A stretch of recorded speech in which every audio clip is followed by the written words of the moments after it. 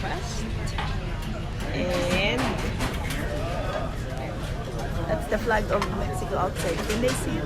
Right there.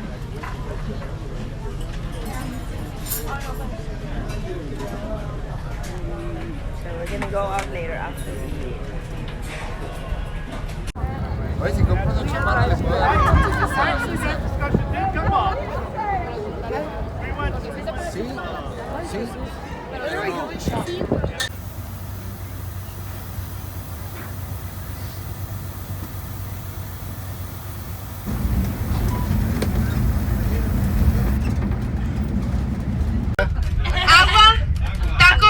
Burrito, salsa, guacamole, tequila, margaritas.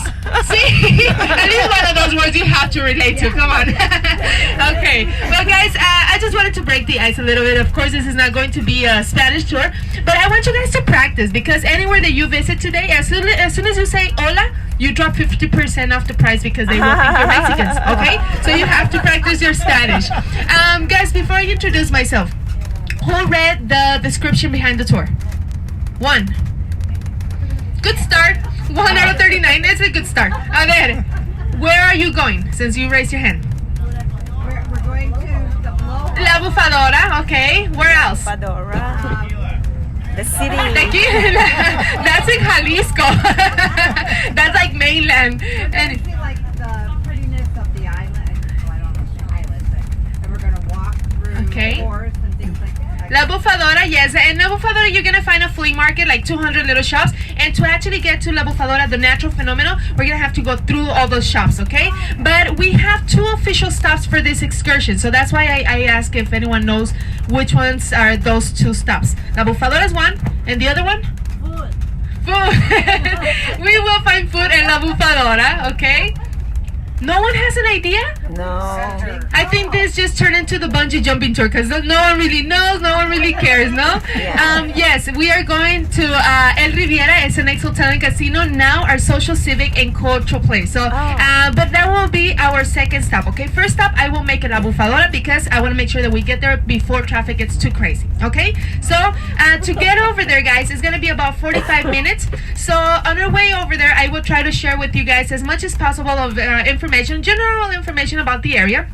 If you guys have any questions, please raise your hand, shout out my name, I'll get to your spot or anything, and I will try to answer your question. If I don't have the answer, I will make something up, okay?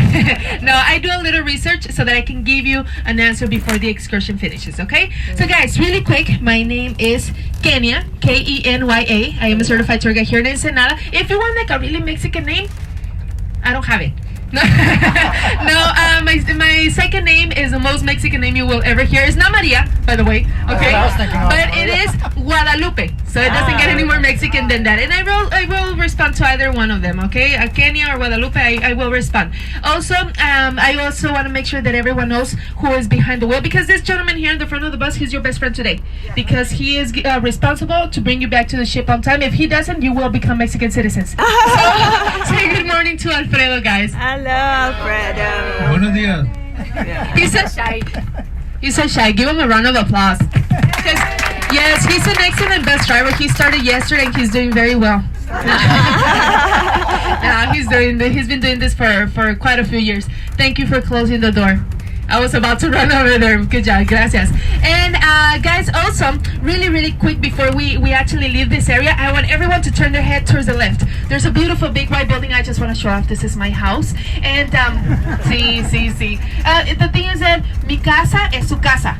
What I mean to say with this is that I want you guys to feel like at home, okay? I want you guys to feel welcome. And by the way, this is going to be our second stop. So this is El Riviera, beautiful big white building. This is one of the icons of Ensenada. And it was running in the 1930s, okay? But I'll tell you the information once we are back into town. Right now, we're going to be driving on Boulevard Lázaro Cárdenas for about 5 minutes. And we're going to be able to see the main public beach of Ensenada, which is called Playa Hermosa. I will explain a little bit about that area once we get to that point as well. But know that this is Boulevard Lázaro Cárdenas, okay? Really quick also, guys, I want to make sure that everyone knows what bus they are on right here in the front. You will find the number. It's 405. Please, guys, I don't want to be rude or anything, but if anyone suffers from short-term memory loss, write it down, take a picture. I do not want you to end up in Tijuana or Cabo San Lucas or anywhere else, but back on this bus, okay? If you go to Cabos, you'll take me with you. Anyways, but write that number down. The seats that you are sitting on right now, guys, those are your seats for today. So please make sure that you pay attention who is sitting in front, back, and right next to you, okay? The reason why I say that the seats that you are sitting on right now is because I give the option of leaving things behind. If you don't want to carry a sweater, a backpack, of course you can leave it here on the bus. Only you guys that are my guests are allowed to be on this bus. Valuable things, of course, those type of things always go with you. Cell phones, wallets, cameras. I don't like taking any sort of responsibility over them. Okay, so those things go with you. Really quick, guys. In this area on the top left, you're gonna be able to see a building called Velmar Hospital. Why do I point out a hospital? Well, guys, because I want to make sure that every single person knows that as soon as you purchase a tour ticket with our company, which is Bajarama, you have full coverage insurance in any type of incident that can happen. Of course, let me knock on wood, I don't want anything to happen. But if anyone was to fall, scrape a knee, break an arm, Belmar, being, like I said, one of the finest hospitals, is the one that takes care of you guys directly. Okay? Right here on the right, my favorite place, pancakes. No, I'm just kidding. Okay, we have Secretaría de Marina Armada de México, Segunda Región Naval. In English, Navy. This is our Navy base, and infrastructure, guys, infrastructure-wise, guys, is not that big, but this Navy base is actually the third most important one that we have in Mexico. The first one is located in Veracruz, the second one is located in Mazatlan, and this one here in Ensenada will be the third one, okay? And also, next to the Navy, we have an area called CEMEX. CEMEX stands for Cementos Mexicanos. It is the third largest cement company in the world. Don't ask me which ones are the first two. I do not know. I do not care. Okay.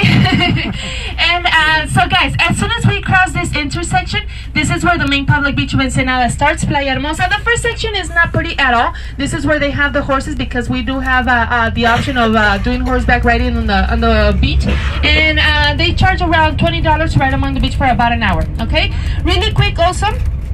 You will be able to find a gasoline station. I want to make sure I mention a little bit about the gasoline, because a lot of people, often I get asked about the prices. Well, right now the gasoline is about 19 pesos the liter, which will be around $4 a gallon. Okay, the main gasoline brand I would say that we have here is called Pemex, and it stands for Petróleos Mexicanos. It is a monopolized company run by the government. About 4 years ago, we got new brands in town, like the one that we just passed by, BP, we have Chevron, we have Arco, and many others. But the main one is Pemex, like I mentioned. This is on the right, guys. On this flat area, the locals, we call it Three Flags. This is usually where the local fairs come and take place, but they don't get as big as Six Flags in California, so Three Flags is usually here. We have the containers. This is a project in process. They are planning on doing kind of like a food truck kind of thing. They want to have like hot wings, tacos, sushi, and a lot of different options. And of course, it's going to be fun. It's going to be nice to have lunch or dinner in this area, because it's ocean view. Nice. I personally don't like it because I believe it takes away from the view, no? But anyways, this is Playa Hermosa, guys, the main public beach of Ensenada.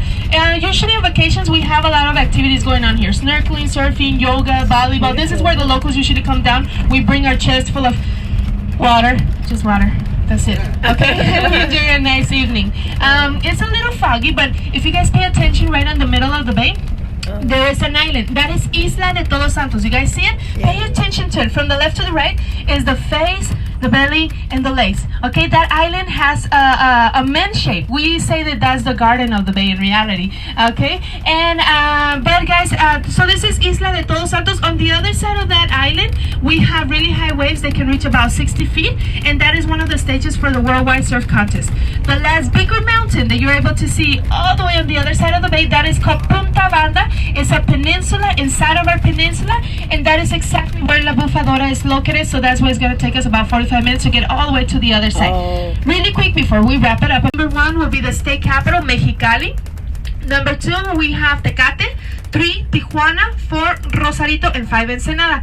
Guys, I am a complete food person, okay? I want to break them down a little bit on the railroad. And now the typical food is Chinese food, believe it or not. Tecate, it might ring a bell to you because of the beer, Tecate 2X. So yes, that's where it's from. But they are very well known for having excellent sweet bread. Number 3, Tijuana, very well known for tacos, like I said, street tacos. And also Caesar salad, that's where it was born. Rosarito, the youngest county in the state of Baja California, very well known for lobster burritos and garlic and butter. They serve you a huge plate, and they serve you the lobster, salad, rice, and the Mexican caviar.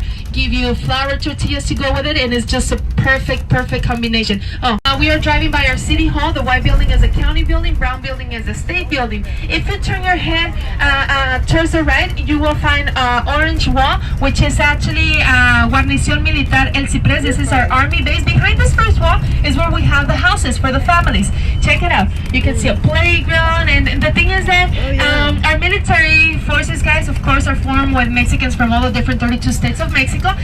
But those militaries that are married, they can actually request to get sent to any destination to get sent to whatever destination with their whole family. They can move and they can live in this type of areas. And Ensenada is very important. 20% of the population from Ensenada is original from here. The other 80% though is people from all over the world. We have communities of Russians, Italians, Germans, like I mentioned, Chinese, and many more. All these different cultures mixed with the Mexican culture and the wine is bringing excellent results, especially in the wine country. We actually have our own, I would say, style of food. We call it Baja Med. Highly recommend for you guys to come back to Ensenada and take another excursion to that area. In this area, guys, if you look on the right, we have an area called La Joya. La Joya, I really absolutely love this place because I think it's a privileged area. Not only because they have a boat ramp or cabins you can rent or the spaces to do camping at, but I think this is a privileged area because when you get to the beach, okay, to the sand, if you dig on the sand about 4 feet, you can literally get to hot springs. So you can create your own little jacuzzi on the beach. So I really like it. My kids absolutely love it because and since this area here is like at the end of the semicircle of the bay, the waves don't hit too hard in this area. So it's just like perfect. The smell is very nice area. I highly recommend to all of my guests to come, and if you ever get a little adventurous, drive south of the border an hour and 30 minutes. Come to La Joya. It's very nice area, okay? And also, guys, there's a lot of in this area there's very nice houses. Only rich people live, like literally live, not rent, live in this area, and that means bus drivers, tour guides, and drug lords. See? No, in reality, guys, it is a very nice area, but the people that live here is mainly foreigners, mainly people from the States, because of course we are neighbors. But a question that I get asked really often is like, how are these people living here? The thing is that if you're not Mexican, you cannot own that. But there's ways of actually having homes here in Mexico. The main or the most popular way of foreign having a house here is leasing someone's land. Usually the lease starts at 10 years and it can go up to 99. Also, another common way will be for a foreign to actually come to Mexico, open up a company here in Mexico, and you can buy property under the company's name. But you own the company, you own the property pretty much. Okay, so those are the main ways of people having houses here. Guys, check out this area on the right. This is a perfect area to see the Bay of Ensenada. So if you follow the coastline, you're going to notice that it has like a semicircle shape, a U shape. That is exactly what an ensenada is. An ensenada is a bay surrounded by mountains on 3 sides, and this is a perfect area to see that, okay? And since we have the view of the bay, let me tell you a really quick piece of history about it. The first man to navigate the upper and lower coastlines of California, guys, his name was Juan Rodriguez Cabrillo. He arrived here on September 17, 1542, and he named this area San Matthew. That was the very first, I can say, official name of Ensenada. And I say say official because of course we had the natives, which were the Quilihuas, Cucapas, Cochimis, and Paipais, and they used to call this area high tide, which means big water. So Juan Rodriguez Cabrillo arrives here, discovers the area, but he only stayed here for 8 days, and I say he stayed here kind of forced because he was in sailboats, and during those 8 days there was no wind, so he couldn't leave. But after that he left, and the place was left behind for about 60 years.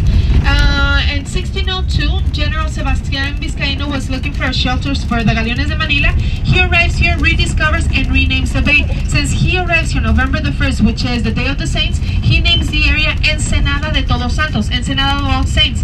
Throughout time, Ensenada's name though has been changed a couple of times, and the main reason behind the changes is that on the next state down, Baja California Sur, we have another area called Todos Santos. And what was happening really often is that people will ship things to this Ensenada de Todos Santos, and it was ending up in the next state down. So that's how eventually we decided to just take the Todos Santos part away from the name, and we kept it just simple, Ensenada. But the island in the middle is the one that kept the Todos Santos, Isla de Todos Santos name. Okay, guys.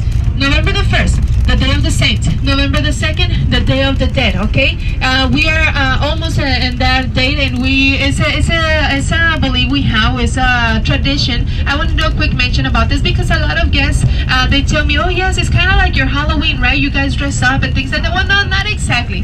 The Day of the Dead is a tradition, and the belief is that you are not gone until you are forgotten. So in this day, we prepare a beautiful altar for the people that have our family, mainly our family that has passed away, and the altars, we put a picture of them. We also put the things that they used to like. If they used to like, I don't know, bread, if they used to like tequila, chocolate, whatever they like, we put it in the altars, as well as other elements like salt to purify the soul, a candle to light their way, and things like that.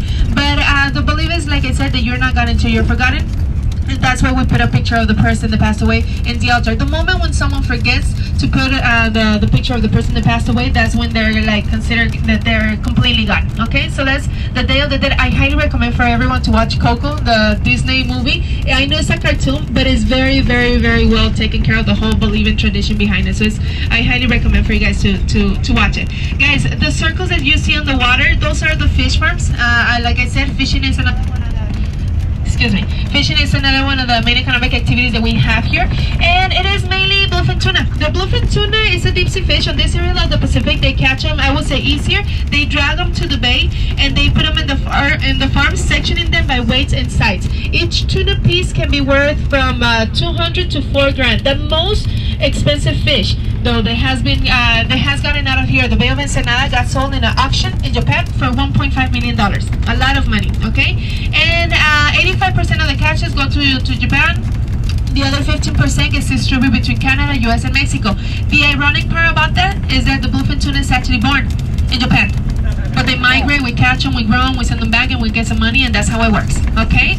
Like I said, we don't have an international airport, so the catches we take to San Diego, they get them clean and freeze so that it can get as fresh as possible to its destination, okay?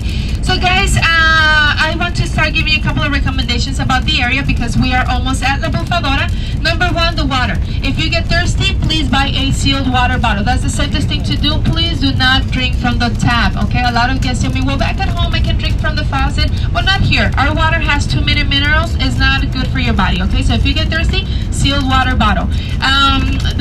If you want to buy a cocktail, mixed drink, anything that involves ice, make sure that you ask if it's purified ice, okay? And also the restrooms. I already mentioned we don't have plumbing system, so they will charge you 50 cents, maybe 75 cents of $1 to have access to a restroom per person. Havana Banana, like I said, has a free restroom. You don't necessarily have to purchase or consume anything to have access to it. I will point that out for you. The exchange is about 18 pesos to $1. Most likely, if you pay in dollars cash, you will get dollars back. I'm just letting you know the exchange in case you decide to run your debit or credit card. Your vouchers, your tickets will get printed in pesos because we are in Mexico and we work with Mexican banks. In your bank statement, of course, it will show in dollars, okay? Not everyone in this area has a terminal. They might tell you, you know what, my next door neighbor will run your car for me. Yes, they do each other favors. What you do though is you go with your car to the next door neighbors. You never let side off your car, and that's a rule not only here in Mexico, guys, okay? It's a rule anywhere in the world that you were to visit, okay? And let me see. If anyone is interested in buying tequila, guys, 1.75 liters per adult. That's how much you can take back, which is like 2 bottles. If anyone is interested in buying wine, as long as it's wine from the state of Baja California, up to 3 cases. The only thing about the wine is that after the second bottle, you will get charged a 50-cent fee per every extra bottle. Any source of alcohol, Carnival will hold it for you, and they will return it once you arrive back to Long Beach. Medication. Guys, here you don't need a prescription to buy medication, but you can only take back with you personal use. 90-day supply, okay? 3 months. That's it. No more than that. I tell you that because since you don't need a prescription, the pharmacists do get a little pushy like, here, yes, take it, buy it. Yes, you can buy it, but you cannot take it with you. Once you get to the pier, you're going to have to go through the scanners where Mexican aduana is going to be present, and that's kind of the type of thing that they're looking for. So, guys, they will not be counting and separating the amounts. They will just grab the whole thing and put it in the trash. So don't throw away your money, okay? Only personal use, 90-day supply. You cannot take with you anything that looks like a weapon. No slingshots, no pocket knives, no breast knuckles. I have to do a quick mention about marijuana because in Mexico it's still completely illegal. So please, guys, do not get into any type of trouble, okay? And the way that things are going to work today, guys, I will lead you, I will take you all the way to where the natural phenomenon La Bufadora is located. Once we get to that point, I drop you off and you're free to browse around the area all on your own, okay? Of course, before we leave the bus, I will let you know the meeting time back to the bus, sitting on your seats, okay? And guys, just so you know, like I said, I will lead you together as a group to the natural phenomenon. But if for whatever reason you don't see me, just stay in this pavement area. You see the sign that it says Bienvenidos a la Bufadora? Okay, this pavement area right here, there is only one way in, one way out. So please. So we're gonna be here waiting for you. So guys, there's only one way in, one way out, okay? So if you don't see me, just continue walking in this area. Things to remember really quick. Kenya, she's your tour guide. Alfredo, he's your bus driver. 405, the bus number. No, thank you. Oh, no, we're good. We just heard. Okay. So may I tell you something? Well,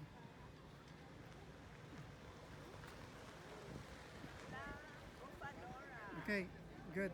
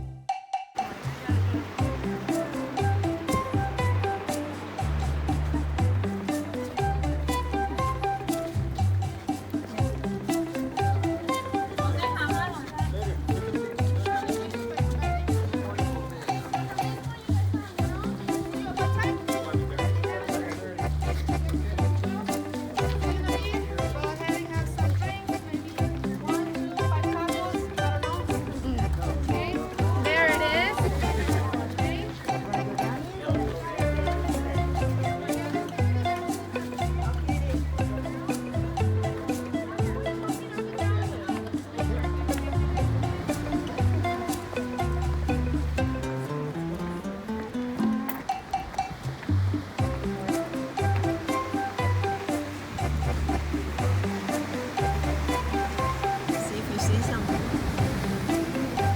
See if you can catch something. There is this. It's called La Bufadora. Yeah?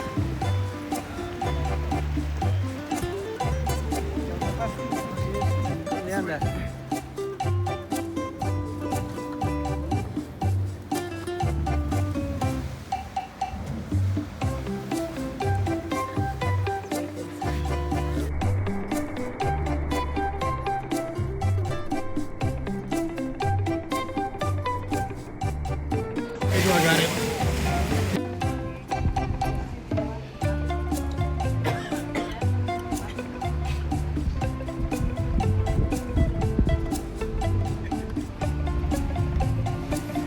there, babe. It's getting there? Yeah. Whoa!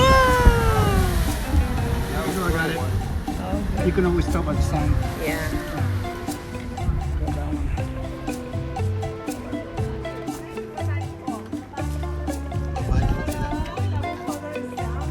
Okay, thank you.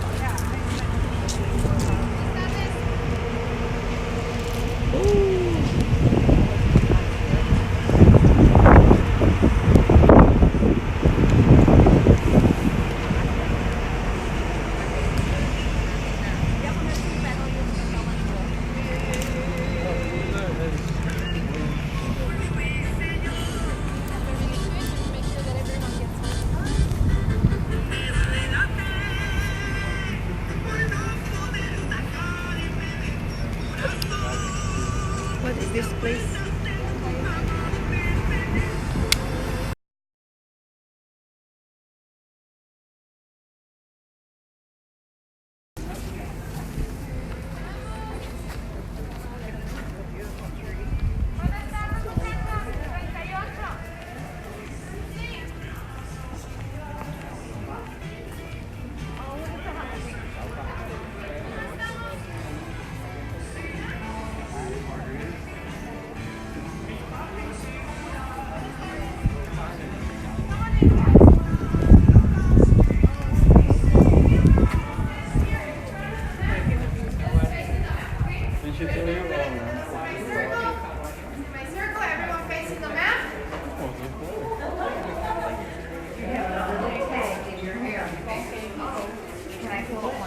Let's scoot over just a little tiny bit so that the whole group can enter. Okay?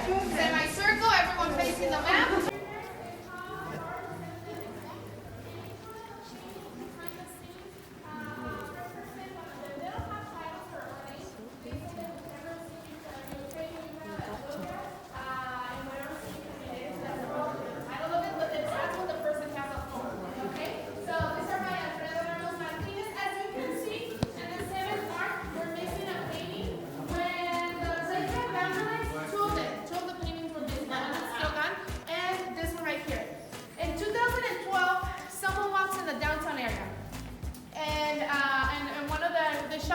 Walks in there and spots the painting just on the wall, like it was another piece of decoration, no? And this person questioned the property owner about it. What's going on here? Why is this painting here and not at its place in El Riviera where it belongs? The property owner, it was kind of like an accident, no? The property owner said, I didn't steal it, spending their time here. But anyways, the militaries get kicked out, the place gets abandoned, everything goes missing, and it wasn't until 1993 when this place actually becomes, well, you know what, I'm not going to jump into that yet. And in 1940,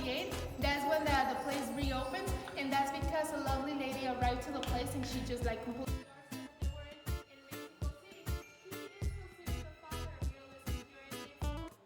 And they did damage the structure of the building so bad that it was easier to tear it down completely than to actually restore it. So that is. This is, guys, this is the only original chandelier that we have here. And this chandelier, it weighs half a ton.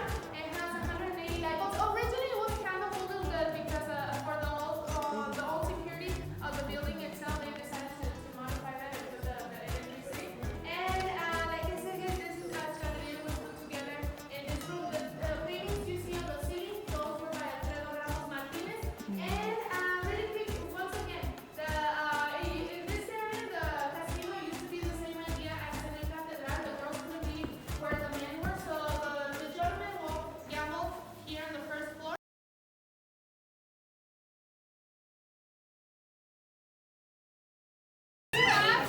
Fresh lime juice. Fresh lime juice, which is the green one, not the yellow. I point it out like this, not because I think that you don't know what a lime is. I point it out like this because we call it limon in Spanish. And believe it or not, people do mistake it for lime. Okay, so it's fresh, no, or lemon. So it's fresh lime juice, what we're gonna use. Second ingredient will be simple syrup. If you cannot find this, you can actually create it yourself. Grab some sugar, dilute with water, pretty much the same thing. Third ingredient, control, which is orange liquor. Okay? The main character of this story, of course, fourth ingredient, the tequila. In this case, we're going to use a reposado. And once you have all these ingredients, of course, you will also need these tools right here. A shaker filled with ice. You need to have a dosifier right here. And you need to have a pretty margarita glass. Okay, you have to have one of these because margaritas really do taste better in them. So once you have all that, you're going to put an ounce of the ingredients to the shaker. Fresh lime juice. This. Simple syrup. Orange liquor. And tequila. Oops. You're right, my boy. Okay, once all that is in there, you can take. And this should be the perfect size for the margarita glass.